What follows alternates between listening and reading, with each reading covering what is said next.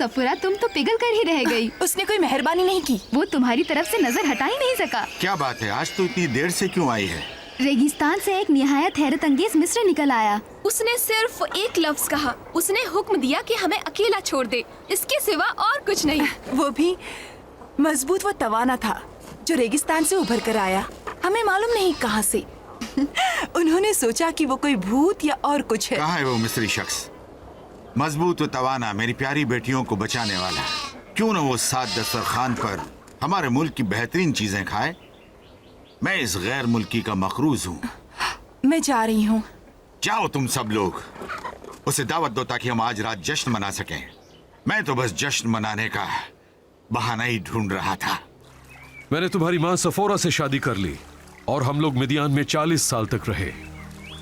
और मिस्र में आपके खानदान वालों का क्या हुआ?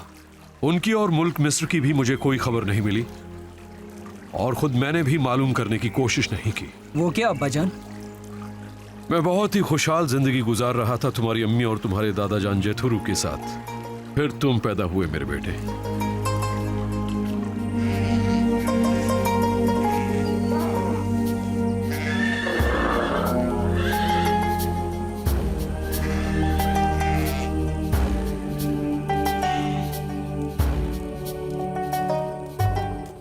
चाचा जान, अस्सलाम वालेकुम। वालेकुम अस्सलाम, खुश आमदीद। चाचा जान, मैं अपने बेटे की खतना चाहता हूँ। मैं इसका नाम गरशोम रखूंगा क्योंकि मैं यहाँ एक अजनबी हूँ और आपने मेरा इस्तकबाल किया। जैसी आपकी मर्जी, लेकिन अपने बच्चे की खतना न करवाइए जैसा कि आपका इरादा है। चाचा जान, अल्लाह ताला से ये हमारा मुआहदा है। मूसा, तुमने कहा था कि दोबारा मिस्र कभी नहीं जाओगे। अब हम लोग आप ही के हैं तो अल्लाह से आपका क्या मुआहदा है? ये मुआहदा हमारे जद्दे अमजद इब्राहिम का है कि हर लड़के की खतना की जानी चाहिए, मेरे बेटे की भी। सफोरा बच्चे की खतना नहीं करवाना चाहती और वो तुमसे बहुत प्यार करती है मूसा। मैं उससे अपनी जिंदगी से ज्यादा प्यार करता हूं, लेकिन अल्लाह ताला के हुक्म के मुताबिक हमें बच्चे की खतना करवानी चाहिए। क्या तुम्हारा अल्लाह ये नहीं समझता कि इस तरह खानदान बढ़ जाएगा? मुझे पता नहीं, लेकिन मैं इसके बारे में जरूर पूछूंगा। और क्यों नहीं उससे पूछ लो? पूछो उससे।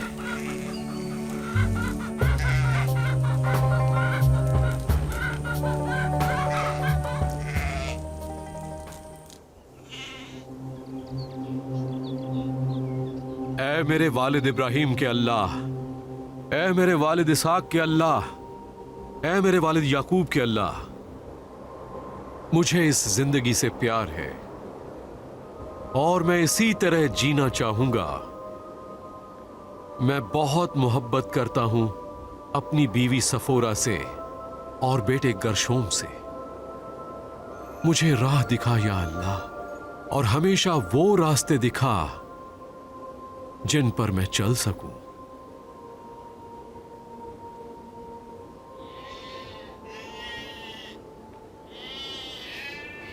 अस्सलाम वालेकुम मेरे सरताज। वालेकुम अस्सलाम सफोरा। मैं आपके लिए खाने और मशरूबात लाई हूँ बराए करम। शुक्रिया।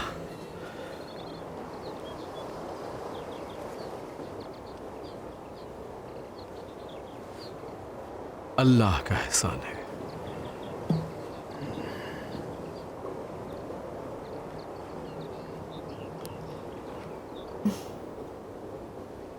मैं फिर से हामिला हो गई हूँ मूसा। अल्हम्दुलिल्लाह, अल्लाह रहीम व करीम है, उसने हमें सुकून की जिंदगी दी। पैदा होने वाला बच्चा औलादे नरी ना हो तो मैं आपको इजाजत देती हूँ कि उसकी खतना कर दे। क्या हुआ मेरी प्यारी सौजा? मुझे आपके अल्लाह से डर लगता है। मैं नहीं चाहती कि वो गुस्सा हो जाए या ये सोचे कि मैं उसका एहतराम नहीं करती, क्योंकि मैंने आपको अपने बेटे गरशोम की खतना से मना कर दिया था। हम मिस्र का दौरा करके ये देखना चाहते हैं कि आप कहाँ रहते थे। मैं दोबारा मिस्र नहीं जाना चाहता। क्या आप अभी समझते कि गोशन वहां है? हाँ, गोशन वही है। मेरे लिए ये ऐसा ही है जैसे मैं दो लोगों के बीच अटक गया और एक ऐसे फसील पर बैठा हूं जो दो दुनियाओं को अलग करती है।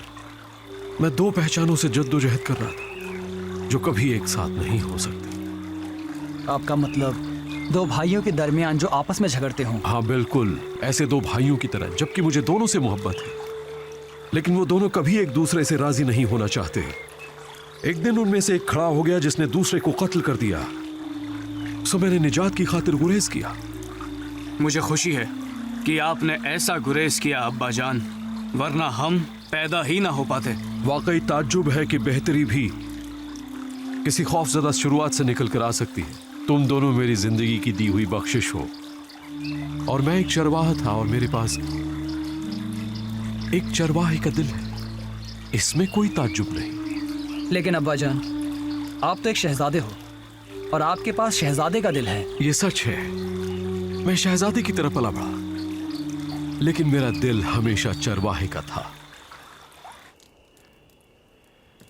और आए करम,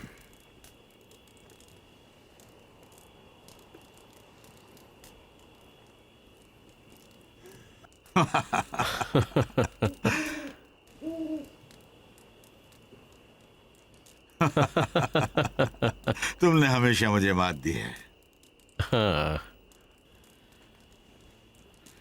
मैं आपके लिए कुछ लाई हूं, ये लीजिए। तुम कहाँ जा रहे हो? कल सुबह मैं और मेरा बेटा रेगिस्तान के पिछले हिस्से में अपने मवेशियों का गोल ले जाएंगे। क्या आप लंबे फासले पर जाएंगे? मैं नहीं जानता सफूरा। या अल्लाह, मैं जानता हूं ये लंबा फासला होगा। अपना ख्याल रखना, बखैरियत वापस आ जाना। इंशाअल्लाह मैं आ जाऊंगा।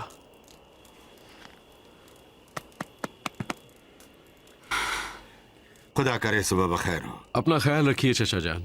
और आप भी।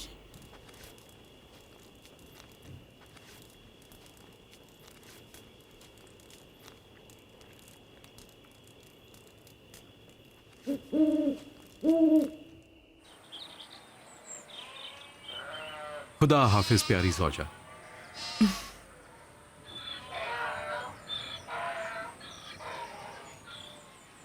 बच्चों, अपने वालिद का ख्याल रखना। बिल्कुल फिक्र ना करें अम्मी, हम पूरा ख्याल रखेंगे।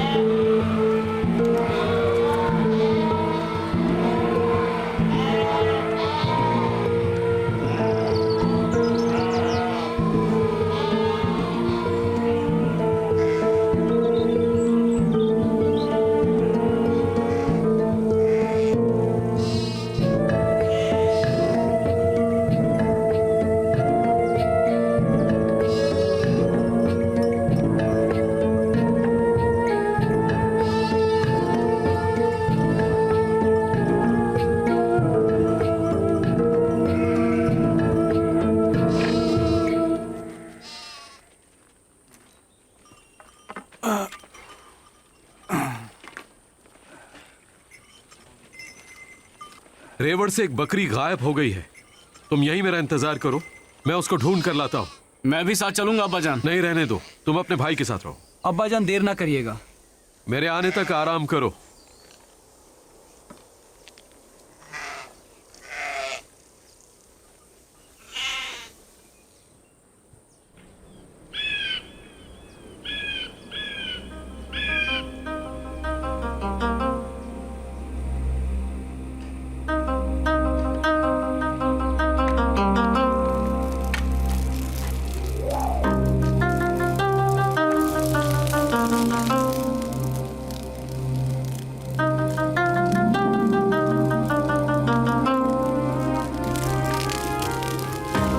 चुप है, झाड़ियां आग क्यों नहीं पकड़ रही?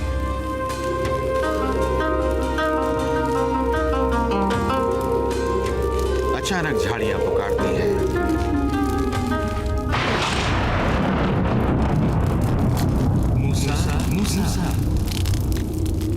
मैं यहाँ हूँ। मूसा, नजदीक मत आना और अपने जूते निकाल लो, क्योंकि ये मुकद्दस जगह है।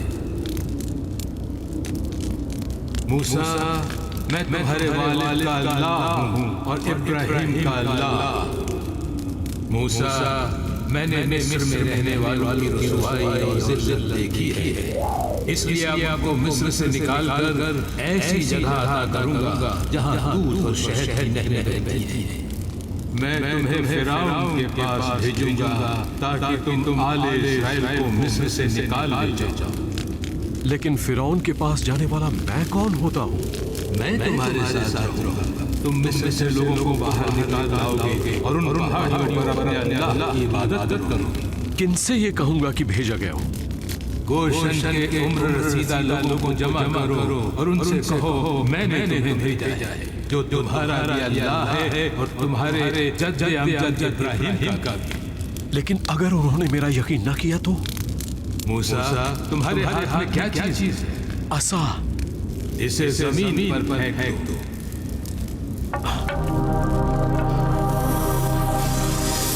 इसे तुम की तरफ से पकड़ो।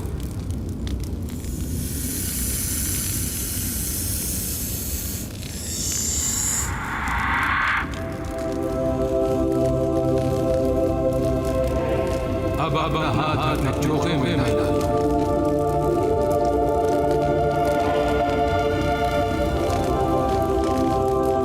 अब बाहर निकालो।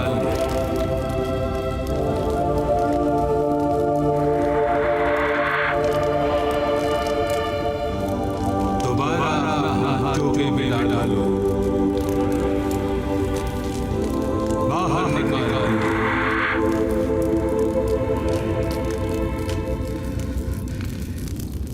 कौन है इंसान के मुंह का खालिक?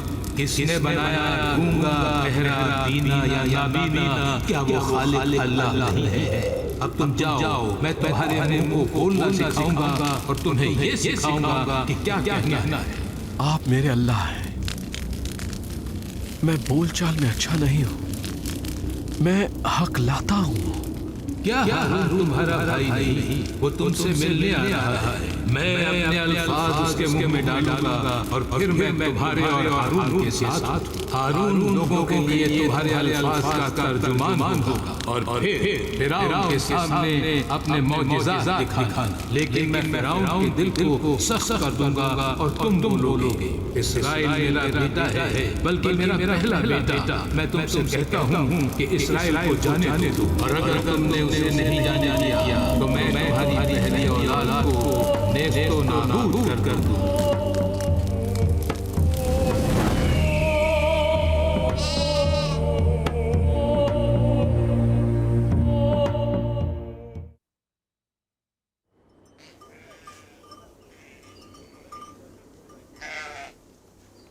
अलीआज़र, गर्शोम, बकरियों को इकट्ठा करो, हम घर वापस जाएंगे। लेकिन क्यों अब्बाजान? आपने कहा था कि ये एक लंबा सफर होगा। हाँ कहा था, लेकिन अब अल्लाह ताला को कुछ और ही मंजूर है। अब्बाजान मुझे बताइए, आप ठीक तो है ना? हाँ मेरे बेटे, चलो चलते हैं।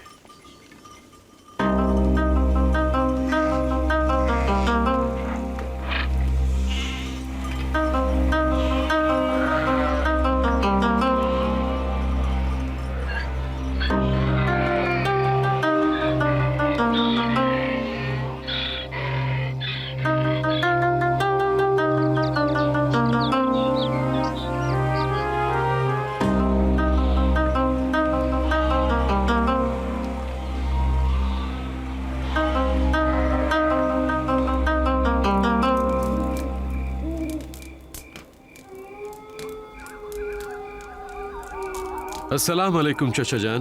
वालेकुम अस्सलाम। बैठ जाओ मूसा, कुछ खा लो। बैठो, कुछ खा लो, बैठ जाओ।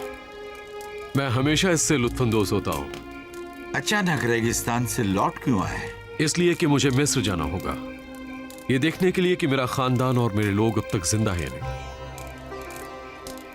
तुम ठीक तो हो? बिल्कुल ठीक। लेकिन मुझे मिस्र लौटना ही होगा। मैं जानता था कि जल्दी या देर से तुम वहां जरूर लौटोगे। 40 बरस बीत चुके हैं। यकीन कीजिए चाचा जान, मैंने कभी नहीं सोचा था कि मुझे लौटना होगा। लेकिन फिक्र न करें, मैं वहां रुकूंगा नहीं, जल्द ही लौट आऊंगा। और बच्चों का क्या होगा? और सफोरा? उन्हें भी साथ में ले जाऊंगा ताकि वो मेरे खानदान को जान सके। मेरी दुआएं हमेशा तुम्हारे साथ हैं, जो कभी खत्म ना हो। तुम्हारा सफर सुकून और आराम से गुजरे। मैं खच्चर का बंदोबस्त करता हूं।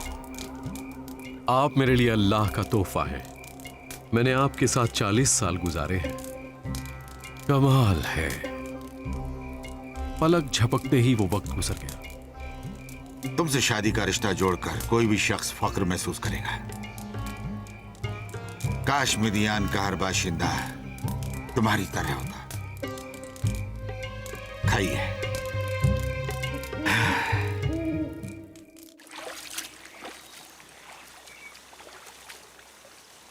अब्बा जान, आपने पूरी दास्तान दादा जान को क्यों नहीं सुनाई? मैं इसमें क्या कह सकता था? ये कह देता कि अल्लाह ताला का हुक्म है कि मैं फिरौन के सामने मौजज़ात दिखाऊं, और अगर उसने मेरे लोगों को जाने से रोका तो अल्लाह पाक फिरौन का दिल सख्त कर देगा और उसकी पहली औलाद को नेस्तो नाबूद भी कर देगा। तुम्हारे दादा जान जेथरू एक अच्छे इंसान है बेटे। अब्बा जान, क्या आप खौफजदा थे? यकीनन सहमा हुआ था। वो कोई पागल ही होता जो डर न जाता।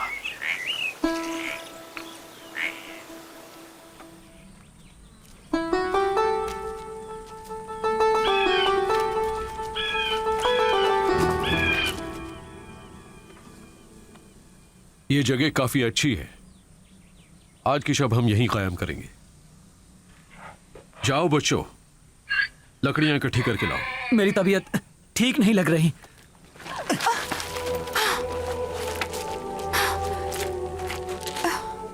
मूसा, इसका बदन तो बुरी तरह तप रहा है। लगता है अचानक बुखार का शिकार हो गया है ये। इसकी खतना करवानी चाहिए। ये किस किस्म की दवा है? हम लोग कई बार इसका जिक्र कर चुके हैं। हमें लाजमी तौर पर इसकी खतना करवानी चाहिए। क्यों?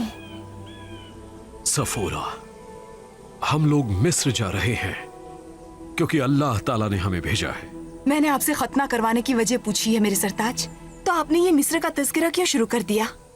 और आपने मिदियन छोड़ने से पहले उसके बारे में कुछ बताया ही नहीं। मैं नहीं चाहता था कि जिथरो इस बारे में फिक्रमंद हो जाए, और मुझे यकीन है कि वहां से रुखसत होने पर बताता तो तुम मेरे साथ ना आना चाहती। लेकिन आप तो जानते हैं, आप जहाँ कहीं भी कहेंगे मैं आपके साथ चलूंगी। मैंने एक जलती हुई झाड़ी देखी है। अल्लाह ने उस दहकती झाड़ी के जरिए मुझसे गुफ्तगू की। सफोरा, अल्लाह ने आपसे बात की? हाँ, इब्राहिम, इसहाक और याकूब के अल्लाह ने मुझसे गुफ्तगू की। उसी ने मुझे मिस्र भेजा है फिरौन से बात करने के लिए। क्या अल्लाह आपको फिरौन बनाना चाहता है? नहीं मेरे बेटे, अल्लाह अपने लोगों को निजात दिलाना चाहता है। सफोरा। क्या हुआ? सफोरा, मुझे कुछ अच्छा महसूस नहीं हो रहा। लगता है आप पर भी बुखार का असर हो रहा है। चलिए।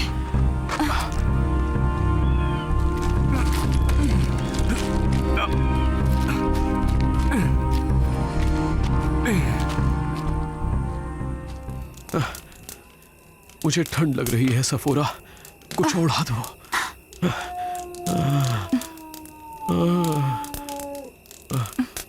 आपको बुखार हो गया है मेरे सरताज। अब हमें गर्शोम की खतना करवानी ही होगी सफोरा। वो हमारी पहली औलाद है और वो अब तक हम लोगों के मुआहदे में दाखिल नहीं हुआ है। आपके कहने का मतलब क्या है? अल्लाह मिस्र के हर पहले बच्चे को हमें गर्शोम का खतना करवाना ही है। मुझे अल्लाह ताला का हुक्म मानना ही होगा। मैं मर जाऊंगा सफोरा। मैं बीमार हूँ, मैं बहुत थक चुका हूँ। आप ऐसा न कहिए मेरे सरताज, बस आराम कीजिए, सब कुछ ठीक हो जाएगा मेरे सरताज। अम्मी, क्या कोई फिक्र की बात है? अब्बा जान बीमार क्यों पड़ गए?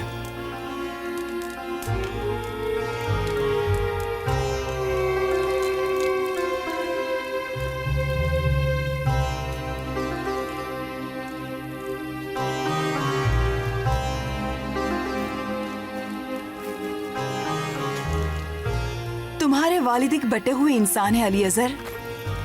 मैं तो बस इतना ही समझती हूँ। तुम्हारे अब्बा का आधा दिल मिस्र में है और उनका आधा दिल गोशिन में था, और अब अल्लाह ताला चाहता है कि उनका पूरा दिल गोशिन में हो जाए, क्योंकि वो इब्रानी हैं।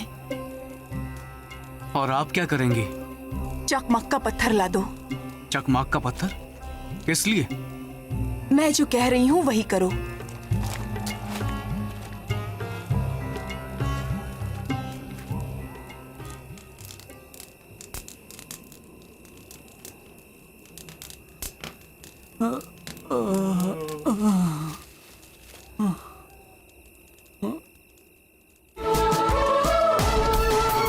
अल्लाह के बंदों का आओ देखे तारीख सफर, आओ देखे तारीख सफर। अल्लाह के बंदों का वो अजीम गुज़िश्ता वक्त,